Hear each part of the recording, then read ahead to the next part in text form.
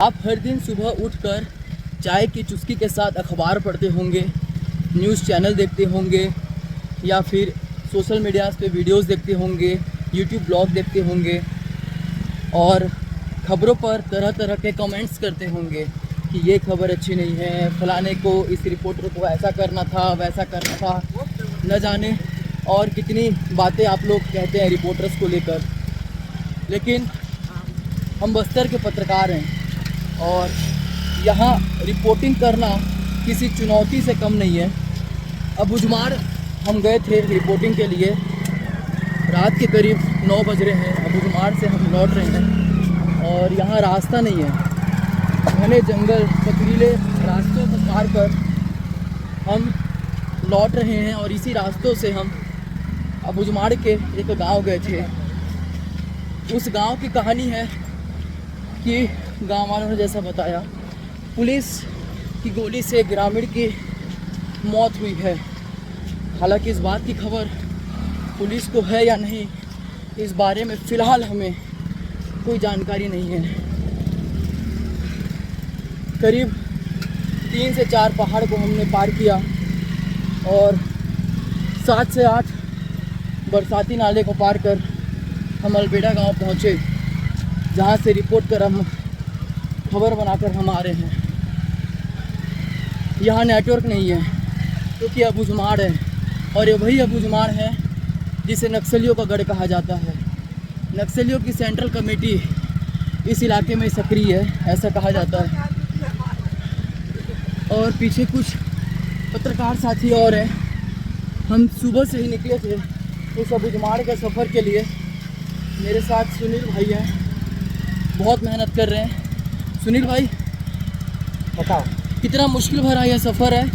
आप लगातार गाड़ी चला रहे हैं, थोड़ा बताएंगे कैसे, किन कठिन परिस्थितियों को पार कर आप दर्शकों के लिए, पाठकों के लिए और व्यूवर्स के लिए आप रिपोर्टिंग कर लौट रहे हैं? देखिए, सुबह जब हम दोपहर के 12-1 बजे निकले हुए थे, उस समय गाड़ी का कंडीशन भी अच्छा था, पिकअप भी ठीक था, एक उत्साह भी था। अच्छा, 12-1 बजे अबूझमाड़ के जंगल घुस चुके थे हम। हाँ, उस समय क्या कंडीशन ठीक थी गाड़ी की और जा गए हुए थे, एक उत्साह था और उत्साह पूरा भी हुआ। ग्राउंड रिपोर्टिंग करने गए थे और जो जिस काम से ले गए थे वो पूरा हुआ। वापसी की स्थिति देखिए, जाते समय तो पूरा ढलान था, नदी नालों को पार करके, पत्थरों चट्टानों को पार करके हम आगे बढ़े, पहुँचे, ठीक था। वापसी भी वही है। देखिए गाड़ी दोनों तरफ इतना खतरनाक रास्ता है इस अबूझमाड़ में कि गियर जहाँ से लगाते हैं ना फुटरेस, और ब्रेक जहाँ से लगाते हैं फुटरेस, कौन सा रास्ता गलत हो गया? देखो, हम अब इस रास्ते में भटक गए हैं, रास्ता गलत हो गया है और ना जाने यहाँ पहाड़ों पर बसा एक गांव हमें नज़र आ गया है। मैं फिर से दोहरा रहा हूँ इस बात को, ये अबूझमाड़ है, यहाँ नेटवर्क नहीं है, इसलिए हम किसी गूगल मैप का सहारा लेकर अपने गंतव्य तक नहीं पहुँच पाते हैं। और देखिए आप, ठीक है, हम कभी कभी इस इलाके में रिपोर्टिंग करने के लिए पहुँचते हैं, लेकिन यहाँ के ग्रामीण इसी अबूझमाड़ में, इसी ज़मीन में, इसी जंगलों में, इन्हीं पहाड़ों के बीच में ये रहते हैं। देखिए एक बस्ती है, देखिए इनका गुजर बसर कैसे चलता है, इलाके के ग्रामीणों को देखिए आप, देखिए। और ये काफ़ी डरे सहमे से भी रहते हैं क्योंकि इस इलाके को नक्सलियों का गढ़ कहा जाता है। फोर्स लगातार इस इलाके में घुसते रहती है। देखिए एक यहाँ पर नक्सलियों का स्मारक है जिसे हाल ही में पुलिस ने तोड़ रखा है। और जैसा कि इस इलाके के लोगों ने हमें बताया था कि किसी नक्सली बड़े लीडर का यहाँ स्मारक बना था। और सुनील, आप कुछ कह रहे थे? मैं ये बता रहा था कि सुबह से हम निकले हुए थे, गाड़ी का कंडीशन बहुत अच्छा था, 3-4 नदी को पार किए, रास्ते में गाड़ी बंद हो गया, आजू बाजू कोई रास्ता तो है नहीं, पगडंडी के सहारे चल रहे हैं, पेड़ पौधे हैं, पत्थर हैं, तो टकरा के जो है गाड़ी के दोनों तरफ का फुटरेस्ट टूट गया है। बड़ी मुश्किल से गाड़ी चलाना पड़ रहा है, 3 बार गिरते गिरते बच गया, मेरा जूता भीग गया है, जीन्स पूरी तरह से भीग गई है और बस चल रहे हैं। जुनून है बस्तर में पत्रकारिता का। जुनून है, अबुझमाड़ में घुसने का जुनून है, उन कहानियों को अंदर से ढूंढने का जो अभी तक बाहर नहीं निकली, उन चीज़ों को देखने का जिसके बारे में लोग सोचते तो हैं लेकिन कभी पहुंचते नहीं। मैं अपने आप को भाग्यशाली भी मानता हूं कि मैं अबुझमाड़ में पहुंचा, अबुझमाड़ के उस इलाके में पहुंचा जहां केवल नक्सलियों की चुकी बोलती है बस, और पहुंच पाना यहाँ हम लोगों की बस की बात नहीं। बहुत लंबा सफ़र तय कर हम एक किसी गांव में पहुंचे हुए हैं और यहाँ पर कुछ देर अब हम रुके हैं। इलाका घनघोर है और देखिए तस्वीरें देखिए मेरा भाई सुनील दिखा रहा है। देखिए फुटेज ये टूट चुका है, गाड़ी की कंडीशन पूरी तरह से ख़राब हो चुकी है। और इधर भी टूटा है क्या? इधर टूटा है क्या? ये जो है ये ब्रेक ऊपर आ गया, इससे टकरा गया, ये चिपक गया कि पैर का ऊपर पड़ गया। ये रानू भैया पूछ रहे हैं क्या हो गया, गिरते पड़ते कठिन मैं परिस्थितियों को पार पत्रकार करके। मैं इतना गिरा हुआ पत्रकार हूँ, हाँ। लेकिन बहुत अच्छी बात है कि नजरों में नहीं पगडंडियों में गिरा हुआ पत्रकार। बिल्कुल गिरते पड़ते ये क्योंकि ये बस्तर के पत्रकार है और हर दिन इन्हीं पगडंडियों से हमें गुजरना पड़ता है और इन्हीं घनघोर इलाके से पार कर हम अपने गंतव्य तक पहुंचते हैं। ये सवाल आपसे और है लेकिन अभी नहीं पूछूंगा, बाद में पूछूंगा। बिल्कुल रात हो गई है, वापसी भी करना है। मैं फिर से दोहरा रहा हूँ, तीसरी बार शायद मैं अपने इस ब्लॉग में कह रहा हूँ आपसे, हमारे लिए यहाँ पे गूगल मैप नहीं है। हमारे लिए देखिए अभी एक घनघोर जंगल देखिए आप, इन्हीं जंगलों को पार कर, इन्हीं पगडंडियों को पार कर हम वापस शहर की ओर लौटेंगे। अच्छा, हम जब भी स्मार्ट सिटियों की बात करते हैं, चकाचौंध वहाँ शहर होता है, लेकिन एक बार यदि आप इस अबुझमाड़ में आएंगे, मैं क्योंकि मेरा यहाँ का खासा अनुभव रहा है इस अबुझमाड़ का, यहाँ की ज़िंदगी बहुत सादगी भरी है। स्मार्ट सिटी, स्मार्ट शहर से दूर कुदरती हवा, प्रकृति के बीच बाकी सुकून भरा पल है। लेकिन तकलीफ़ तो सिर्फ इस बात की है कि इस इलाके को माओवादियों का गढ़ कहा जाता है और नक्सलियों की भारी तादाद इस इलाके में है। और इसके सबूत के रूप में हमें बीच में कई नक्सलियों के स्मारक भी मिले।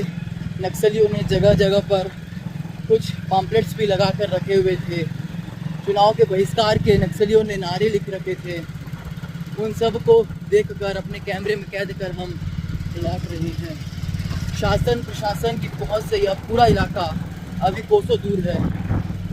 और कुछ ग्रामीणों से जब हमने बातचीत की तो उन्होंने कहा कि अच्छा, यहाँ से एक नज़दीक का एक और गांव है। जब हमने अबुझमाड़ में प्रवेश किया तो वहाँ के ग्रामीणों ने हमें बताया कि वे आंदोलनरत हैं। उन्होंने एक बहुत खूबसूरत सी अपनी बस्ती बना रखी है। बस्ती वहाँ बसने के लिए नहीं बल्कि आंदोलन के लिए, क्योंकि वे वहाँ दिन रात 24 घंटे रहते हैं, घर से दूर राशन लाते हैं, घर से खेती करते हैं, राशन लाते हैं, वही पकाते हैं, वही खाते हैं। मजदूरी के लिए भी नहीं जाते क्योंकि उनकी मांग बड़ी गंभीर है, जैसा कि वो हमें बताते हैं। वे कहते हैं कि इस इलाके में हमें पुल पुलिया सड़क नहीं चाहिए, इस इलाके में हमें बड़ी चौड़ी सड़क नहीं चाहिए, इस इलाके में हमें पुलिस कैंप नहीं चाहिए। और इसकी वजह है कि वे डरते हैं। वे कहते हैं कि यदि कैंप इस इलाके में खुलेगा, कैंप स्थापित किया जाएगा, बड़ी सड़कें बनेगी तो फोर्स इस इलाके में घुसेगी और फोर्स घुसेगी तो एनकाउंटर होगा, तो उनकी नदियाँ इस इलाके में बहेंगी। उन्हें डर सताता है।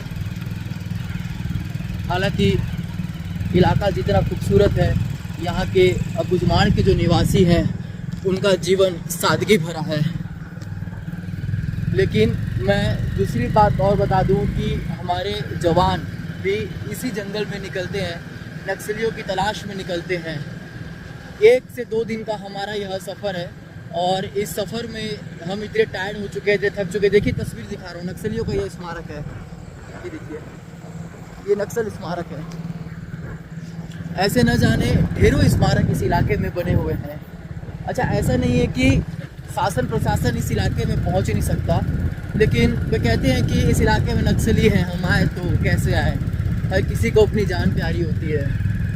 इस इलाके के लोग कहते हैं कि हमें अस्पताल चाहिए, शिक्षा चाहिए, स्वास्थ्य के लिए सरकार काम करे, वो इनको एक्सेप्ट है। वे चाहते हैं कि इन सारी सुविधाएं सरकार उन तक पहुंचाए, ये सारी सुविधाएं सरकार उन तक पहुंचाए।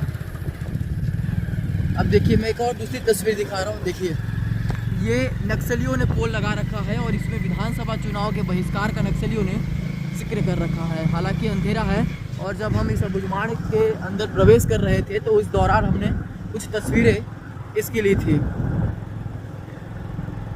बस्तर बहुत खूबसूरत है। मैंने अपने इस ब्लॉग की शुरुआत की थी कि आप हर दिन सुबह उठकर चाय की चुस्कियों के साथ अखबार पढ़ते हैं, उस अखबार को किसी कोने में फेंक देते हैं, न्यूज़ चैनल आप देखते हैं, न जाने कितने तरह के कमेंट्स आप करते हैं। यूट्यूब में हमारे कुछ रिपोर्टर्स अपने स्टोरी को जब डालते हैं तो न जाने आप घर में बैठ के बहुत से कमेंट्स करते हैं। लेकिन यकीन मानिए, बस्तर में पत्रकारिता करना आसान नहीं है, कदम कदम पर खतरा है। यदि हम अंदरूनी इलाकों पर जा रहे हैं, रिपोर्टिंग कर रहे हैं तो इस पर पुलिस की नज़र होती है। यदि पुलिस के कुछ फेवर में लिख दें तो इस पर नक्सलियों की नज़र होती है।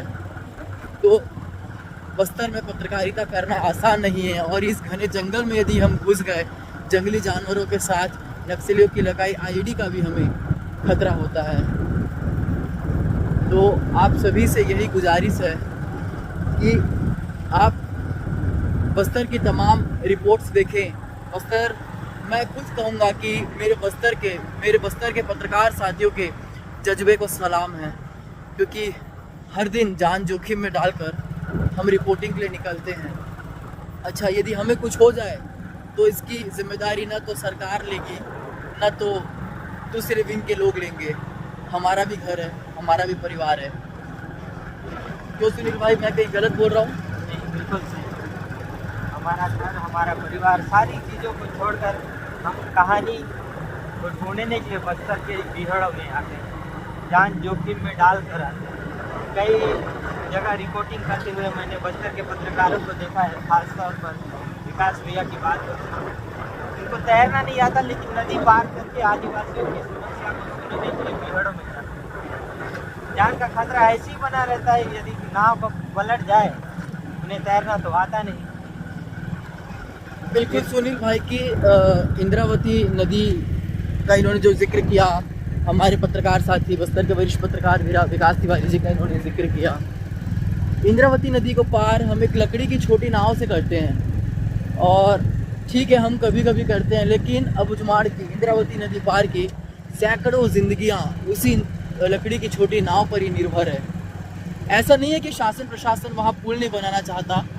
शासन ने लगभग 4 पुल वहाँ बनाए हैं, जिसपे 2 का काम पूरा हो चुका है और शेष जो 2 पुल बचे हैं उस पर काम जारी है। लेकिन आबादी घनघोर है, घनघोर आबादी वाला वह पूरा इलाका है। और बस्तर से जुड़ी तमाम खबरों को देखने के लिए आप हमारे साथ जुड़े रहें। और जो 2 पुल बचे हैं उस पर काम जारी है, लेकिन आबादी घनघोर है, घनघोर आबादी वाला वह पूरा इलाका है। और बस्तर से जुड़ी तमाम खबरों को देखने के लिए आप हमारे साथ जुड़े रहें। और ठीक, मुझे एक बात और याद आई, हम बस्तर की बात कर रहे हैं, आदिवासियों की बात कर रहे हैं, माओवादियों की बात कर रहे हैं, पुलिस की बात कर रहे हैं, शासन प्रशासन की बात कर रहे हैं। हम इस घने जंगल को पार कर घने जंगल के बीच बसे गाँव में इसलिए भी आते हैं क्योंकि यहाँ के जो भोले भाले आदिवासी हैं उनकी भी कुछ मूलभूत समस्याएं होती है, उनका भी दर्द होता है। जैसे मेरे भाई सुनील कश्यप जी ने कहा कि हम कहानियाँ ढूंढने आते हैं। बिल्कुल, उन कहानियों के पीछे दर्द छिपा होता है, लाचारी छिपी होती है। बस उन लाचारी, उस दर्द को जानने के लिए हम यहाँ आते हैं। क्योंकि अच्छा, आज से कुछ दिन पहले मैंने एक रिपोर्ट की थी अबुझमाड़ की, एक खबर मैंने चलाई थी, बोड़गा गांव था। तो जब मैंने कुछ अफसरों से बात की तो उन्होंने कहा कि आप माध्यम न बने, यदि ग्रामीणों को ज़रूरत है किसी भी चीज़ की तो वे खुद हमारे पास आएँ।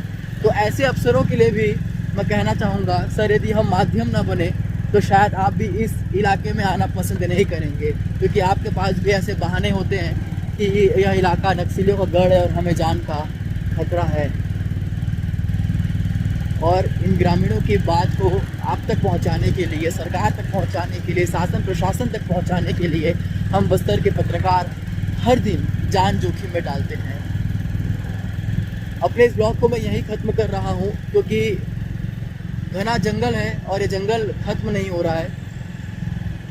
अब वीडियो यदि मैं बनाता रहूँ तो न जाने कई घंटे लग जाएंगे, वीडियो चलता रहेगा।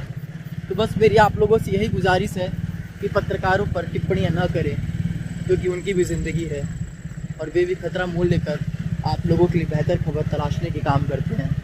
धन्यवाद।